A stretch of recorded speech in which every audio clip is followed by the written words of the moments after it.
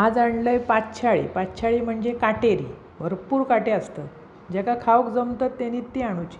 ताजी फडफडीत होती. 100 नाही म्हटलास तरी 12-13 मिळाली म्हणून घेऊन येलं.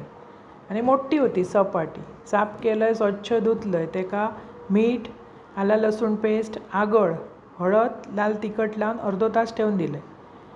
ताजी फडफडीत होती. मासे आज खूप इल्ले होते, पण मी आणलंय पातछाळी.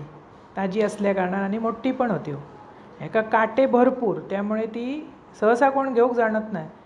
चविष्ट मासे म्हणजे काटेरी आणि आमका ती सवय असा. आज मी केलं मुगाची आमटी.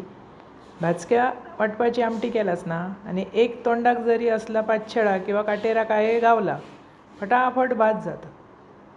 नंतर तांदळाचा पीठ आणि रवो त्याच्यात ती घोळवलं आहे आणि अशी तव्याक लावून घेतलं. चुरचुरीत भाजून घ्यायची. अप्रतिम चव लागतं.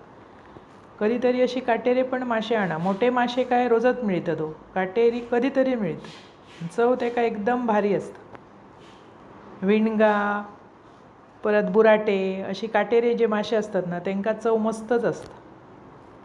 असे कधी बाजारात गेलास तर काटेरी पातछाळी आणा, तळा, खावा. अप्रतिम चव. आवडतली तुमका आणि आवडल्यास पटकन माझा चॅनल सबस्क्राईब करा.